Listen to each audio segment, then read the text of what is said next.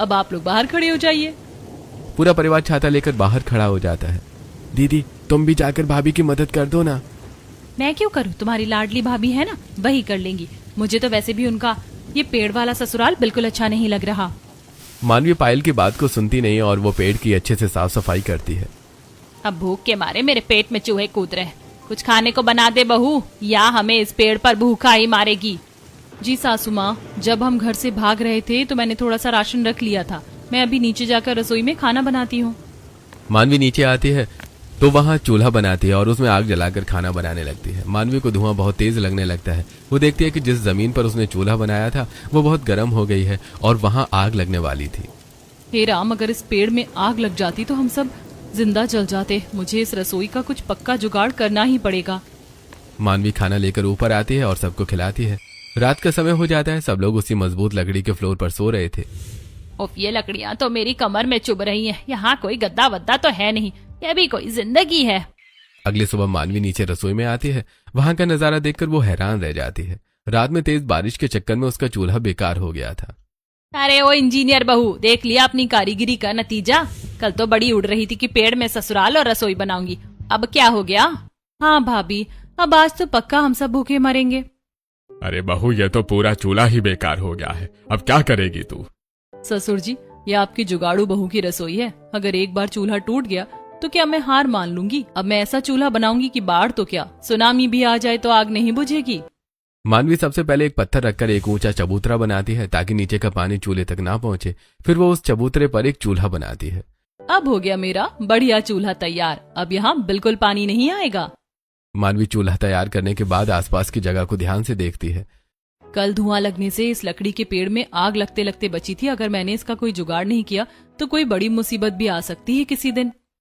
मानवी बहुत सारी पीली और चिकनी मिट्टी खोद कर लाती है और एक लेप तैयार करती है। फिर वो अपने पूरी पेड़ वाली रसोई के अंदर वो मिट्टी का लेप लगा देती है।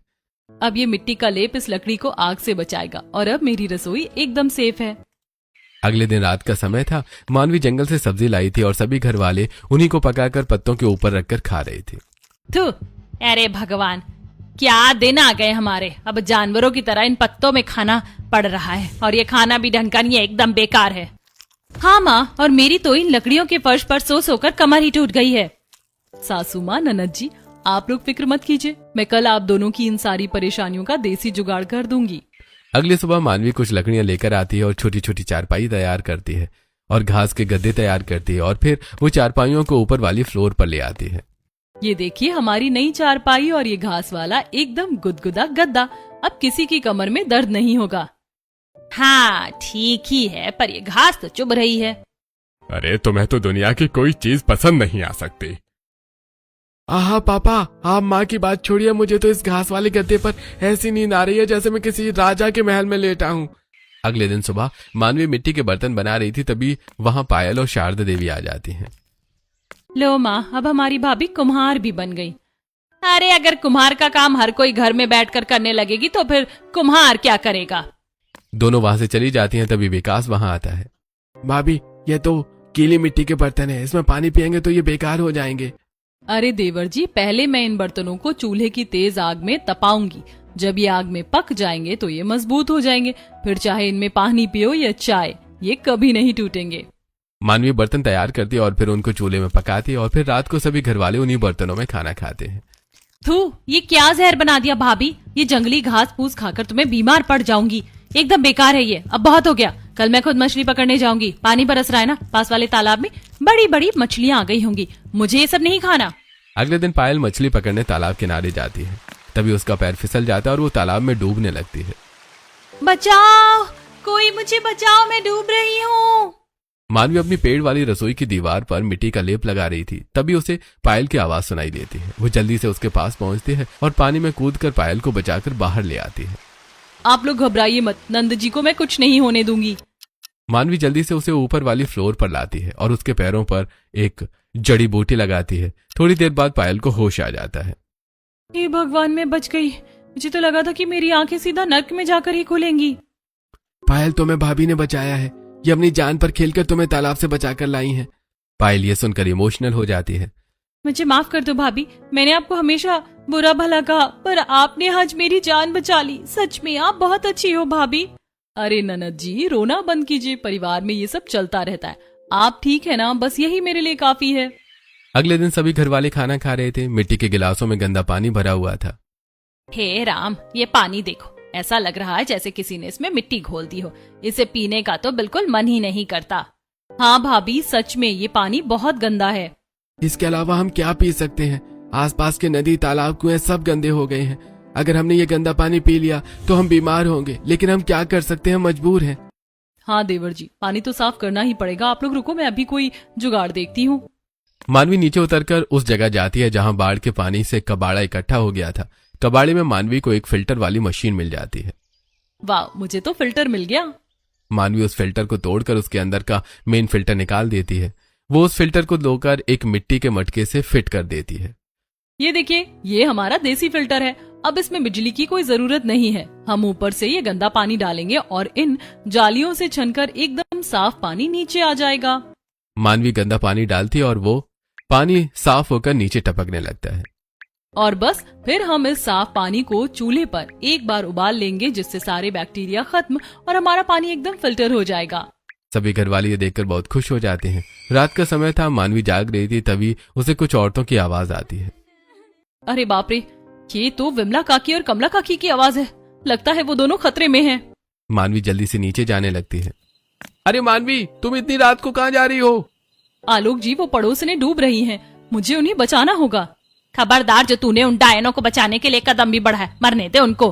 सासू माँ, मैं उन्हें मरने के लिए नहीं छोड़ सकती। मानवी जल्दी से विमला और कमला के पास पहुंचती है और उनके परिवार के साथ उन्हें बचाकर लाती है। दोनों पड़ोसन अपने परिवार के साथ पेड़ के दूसरे फ्लोर पर बैठी हुई थी।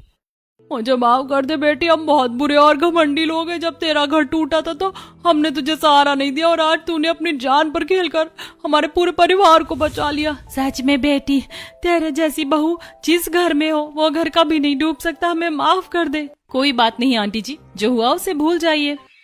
अगले दिन सुबह होते ही दोनों पड़ोसने अपने परिवार के साथ दूसरे गांव की तरफ निकल जाती हैं। रात हो जाती है। पूरा परिवार एक साथ बैठा हुआ था। बारिश हो रही थी। भाभी, बाढ़ का पानी अब हमारे उस ऊंचे किनारे तक भी पहुंचने लगा है और पानी के बहाव से इस पेड़ की मिट्टी कट रही है। इसकी जड़ें दिखने लगी हैं। मुझे डर है कहीं ये पेड़ कमजोर होकर न गिर जाए। अगर पेड़ गिर गया तो हम सब मारे जाएंगे। देवर जी, मेरे साथ चलिए, हमें कुछ जुगाड़ करना होगा। मानवी और विकास नीचे आते हैं। जल्दी से पेड़ के चारों तरफ नालियां बनाती हैं और पेड़ के आसपास बड़े बड़े पत्थर भी रख देते हैं। अब ये पत्थर इस पेड़ को हिलने नहीं देंगे, और जो पानी सीधे पेड़ की जड़ों से टकरा रहा था अब वह इन नालियों के सहारे दूर की तरफ बह जाएगा। रात हो जाती है। पूरा परिवार सो रहा था। तभी शारदा देवी के ऊपर पेड़ का एक छोटा सा हिस्सा टूट कर गिरता है।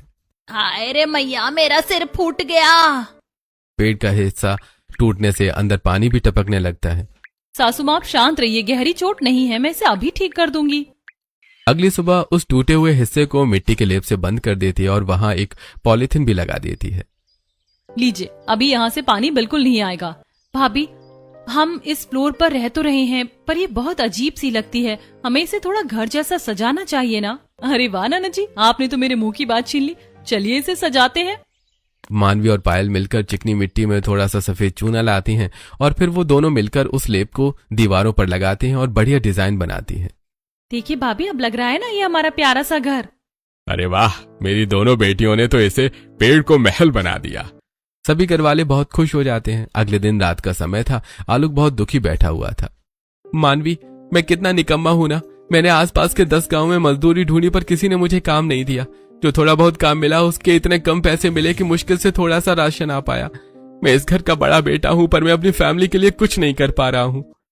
आलोक जी, आप ये क्या कह रहे हैं? हालात खराब हैं, इसमें आपकी कोई गलती नहीं है। आप हार मत मानिए। नहीं मानवी, अब मुझे कुछ बड़ा करना ही होगा, चाहे मेरी जान ही क्यों न चली जाए। अगली सुबह सभी घरवाले उठते हैं लेकिन वहां आलोक नहीं था। अरे भैया, भैया कहाँ गए? भाभी, भैया कहाँ हैं? अरे सुबह सुबह जब मेरी आंख खुली तो मैंने उसे उस रास्ते की तरफ जाते देखा था जो शहर की तरफ जाता है। लग रहा है वो पागल काम की तलाश में शहर निकल गया है। हाय रे मेरा बेटा, अरे वो शहर वाला पुल तो कल ही आधा टूट चुका था। बाढ़ का पानी उसके ऊपर से बह रहा है। हे भगवान, मेरे बेटे को कुछ हो गया तो मैं जिंदा मर जाऊंगी। सासू माँ, आप रोना बंद कीजिए। कुछ नहीं होगा आलोक जी को, मैं अभी उन्हें वापस लेकर आती हूँ। अरे पागल हो गई है बहू, बाहर तेज बारिश हो रही है, तू भी वहां फंस जाएगी। मैं एक साथ अपने बेटे और अब बहू को नहीं खोना चाहता। मैं उनकी पत्नी हूँ, उन्हें ऐसे मौत के मुंह में नहीं छोड़ सकती। मानवी आलोक को बचाने के लिए निकल जाती है। वहीं आलोक उस टूटे हुए पुल पर धीमे धीमे चल रहा था। अरे जब मेरी मानवी इतना सब कर सकती है तो क्या मैं शहर जाकर 4 पैसे नहीं कमा सकता? अचानक आलोक का पैर फिसलता और वो पानी में डूबने लगता है। अरे बचाओ बचाओ, कोई है क्या, बचाओ। तभी मानवी वहां आती है और जल्दी से ऊंची जगह खड़े होकर एक रस्सी के सहारे आलोक को खींच लेती है। पागल हो गए आप, क्या सोचकर आप यहाँ आए? मैं क्या करता मानवी, मैं इस घर का बड़ा बेटा हूँ, पर तुम्हारे सामने खुद को एकदम लाचार महसूस कर रहा था। तुम सब कुछ कर रही हो पर मैं कुछ नहीं कर पाया। अरे आप खुद को दोषी क्यों मान रहे? भूल गए क्या, जब हमारा वो मिट्टी वाला घर था तब आप ही तो मजदूरी करके पूरे परिवार को पालते थे ना। तब तो मैंने नहीं कहा कि मैं कुछ नहीं कर रही। आलोक मानवी की बात समझ जाता है और दोनों वापस घर आ जाते हैं। बहू तूने तो कमाल कर दिया मेरी बच्ची। मैं ही डायन थी जो तुझे हमेशा ताने मारती थी, पर आज तूने मेरे बेटे को मौत के मुंह से खींच लिया। तू सच में